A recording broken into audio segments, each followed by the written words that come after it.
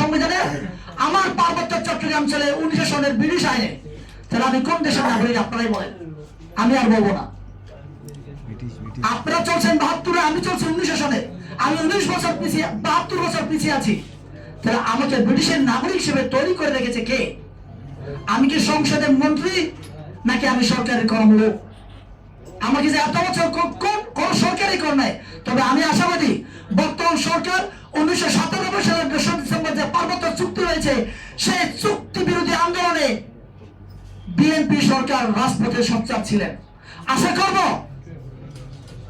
এই বিএনপি সরকারের আমলে আমার এই পার্বত্য চট্টগ্রামে যে অশান্তি চুক্তি হয়েছে, এই অশান্তি চুক্তিকে বাতিল করে নতুন ভাবে এই পার্বত্য চট্টগ্রামে কিভাবে শান্ত করা যায় সেই পলিসি নিবেন, গ্রহণ করবেন।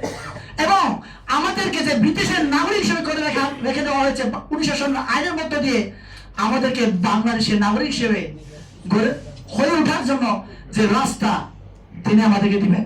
তখন সমতলের ভাইরাও পাহাড়ে গিয়ে জমি কিনতে পারবেন, আমরা যেমন কিনতে পারি। অনেকেই বলেন পাহাড়ে ধর্ষণ হয়, নির্যাতন হয়, নিপীড়ন হয়। সমতলে নির্যাতন, নিপীড়ন হয়, ধর্ষণ হয়।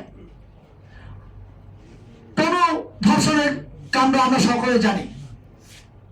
তনু ধর্ষণের জন্য আমরা সারা বাংলাদেশের মানুষ আন্দোলন করেছি, কিন্তু সেনাবাহিনী হটাও, সেনাবাহিনীর বিরুদ্ধে প্লে কার্ড কেউ ধরেন নেই। আমার পার্বত্য চট্টগ্রামে যে সকল কুলাঙ্গাররা ধর্ষণের বিচার চান, তাদের পাশে আমরা চাইলেও দাঁড়াতে পারি না। কেন? কারণ প্লে কার্ডে লেখা থাকে সেনা হটাও, পাহাড় বাঁচাও।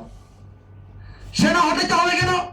সেনা হটালে ভারতের পাহাড়ে এসে আস্তানা করতে পারবে। সেনা হটালে ওরা 15,000 কোটি টাকা থেকে 1500 কোটি টাকা থেকে 3000 উন্নীত হয়ে আরো 1000 কোটি টাকা আরো চাল উত্তোলন করতে পারবেন।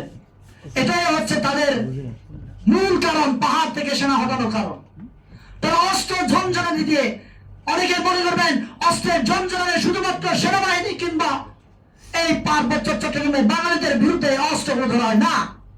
এই অস্ত্র আমার দিকে তাক লাগায়, আমাকে গুলি করে। এই অস্ত্র দিয়ে আমার টাকায়, আমার থেকে চাঁদা নিয়ে আমাকে গুলি করে। বাঙালি তো দূরে থাকে, সেনাবাহিনী দূরে, নিজের জাত ভাইকে ওরা গুলি করে। তাহলে কেমন দেশপ্রেমী, কেমন অধিকার কর্মী এরা? আপনাদের কাছে, আপনাদের মধ্য দিয়ে তাদের কাছে প্রশ্ন করছি আমি। এই বছরে খুব হাস্যকর একটা ঘটনা ঘটেছে। কি হাস্যকর বিষয়?